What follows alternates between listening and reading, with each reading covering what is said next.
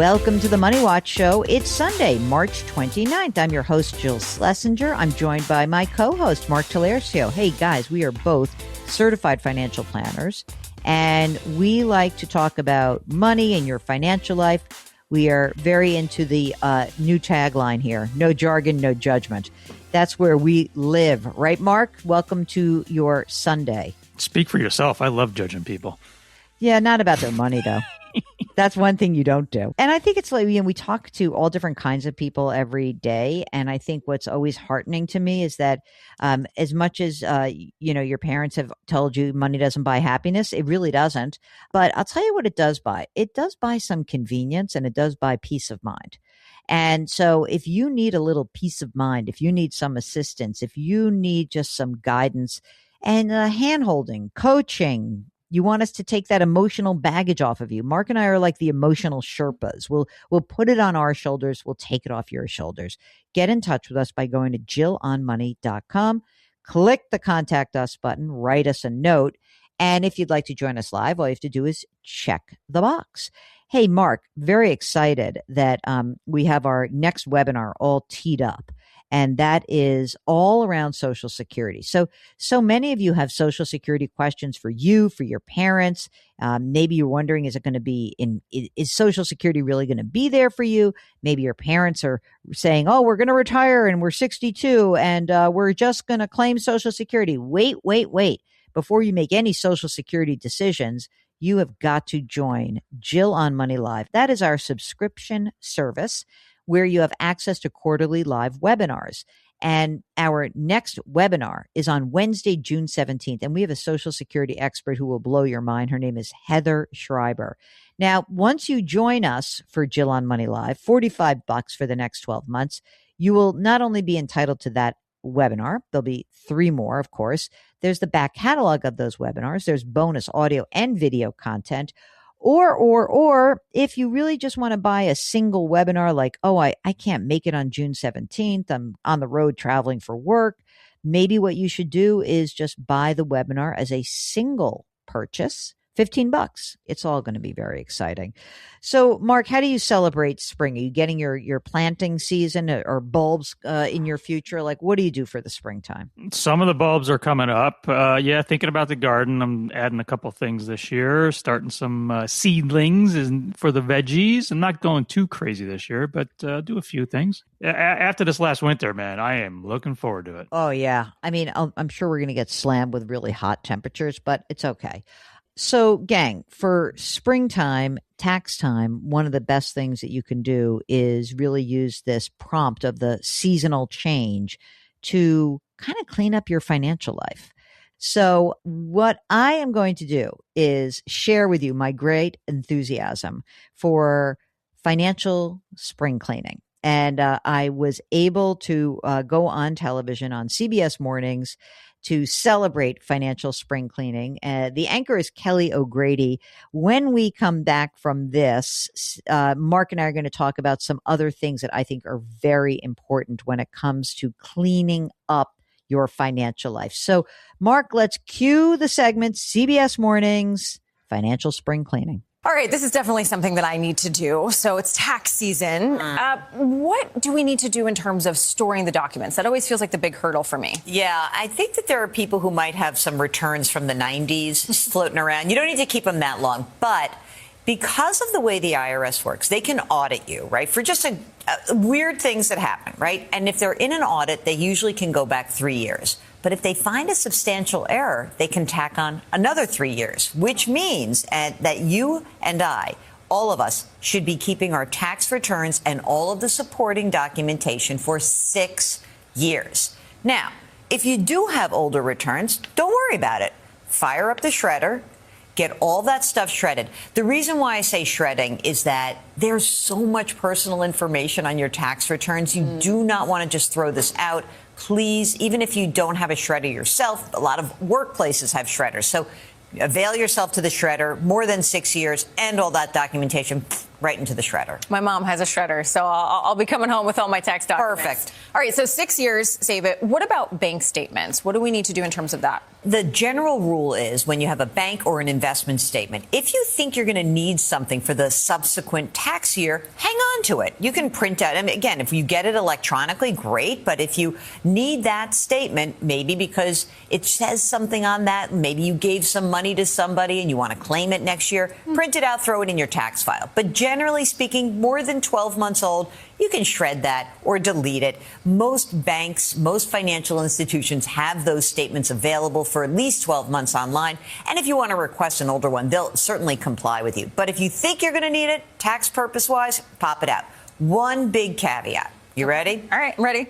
If you or someone in your family thinks they might be claiming a Medicaid claim, right?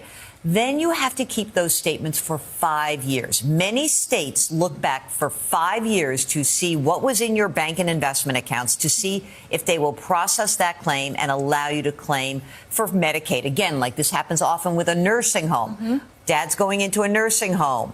Move some money around. They're looking back 5 years. So keep your statements for 5 years. That's really helpful because also even for folks that maybe aren't there yet, it might be in a year or two. So always have that in the back of your mind. Otherwise, 12 months is good. Exactly. I'm the person that whenever I move, there's this box of documents that I'm like, oh, I need to keep these forever. And it just moves with me from place to place. So what should I keep in there that I can just never throw away?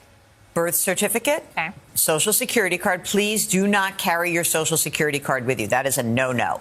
Marriage license, a divorce decree. It can be often a necessary component of a second marriage is finding that divorce decree, military discharge papers, and, of course, all of your estate documents. Now, the best thing to do with all of these documents is to digitize them. Even if you have the hard copy, digitize them, please, and keep them in the cloud. Otherwise, the physical can be in a fireproof safe. It could be in a safe deposit box. But when in doubt, if you really are worried, sure, keep it and check in. But those are generally the items you need to keep forever. The marriage certificate one, I've had to pull that out more than I would have expected over the past couple of years. To know where that is very important.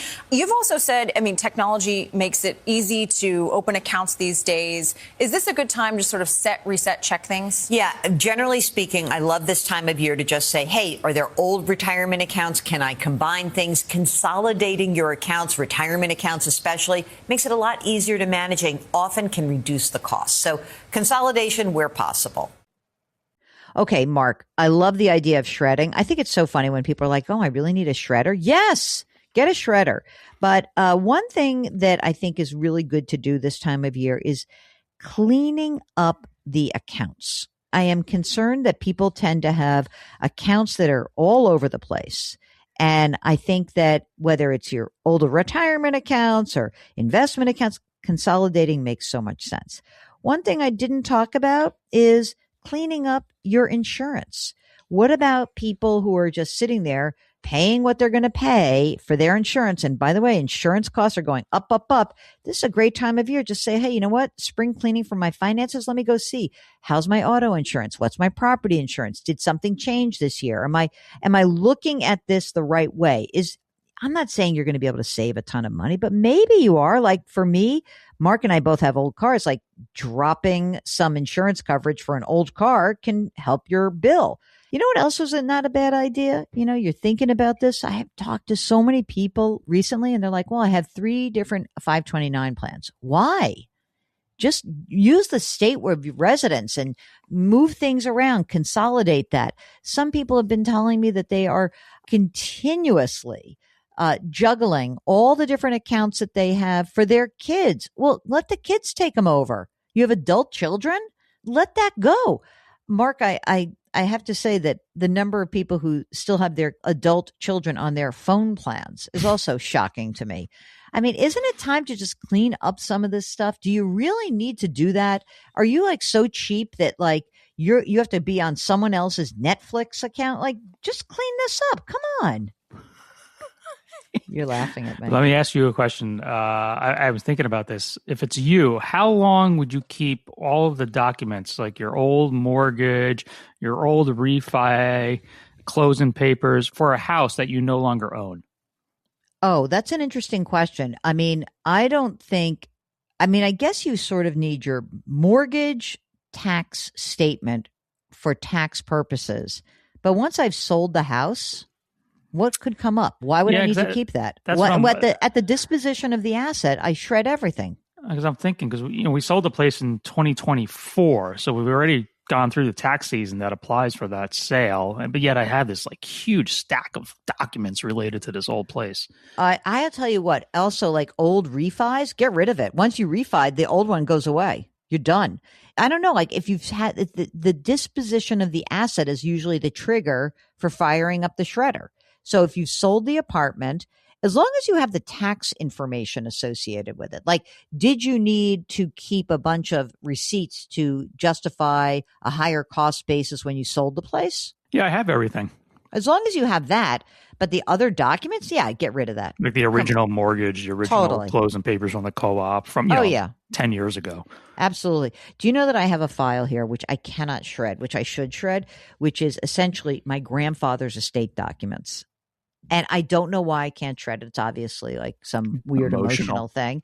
It's not huge either. It's not a huge file. But the other thing that's weird about it is it's my father's handwriting is all over the documents. So when I look at it, I'm like, oh, my father settled the estate for his father-in-law. And there are like all these notes about things that he, thought should happen. And so it's very interesting. But maybe you keep a couple pages and get rid of the rest. That way you have some stuff with his handwriting. Do we have the audio of, didn't my father come on the show once? Yeah, years ago. I wonder if I should play that on his birthday. That would be fun. I got to see if I have that. I might even have one. I might have like a recording of my father when I had my first radio show when I was living in Providence, Rhode Island. He's a good storyteller. So I get it from him. Albie. Big Al. Big Al, the kitty's pal. Okay, so listen, gang, if you want to know what to shred, what to keep, if you want to talk about whatever's going on in your financial life, please get in touch with us. Go to JillOnMoney.com, click the Contact Us button, write us a note. If you'd like to join us live, check the box. Mark will do everything else. And as always, I want to encourage you guys to come on the program. It's a lot easier for us to ask follow-up questions when you come on. It's so great. And so we are grateful for those folks who do that.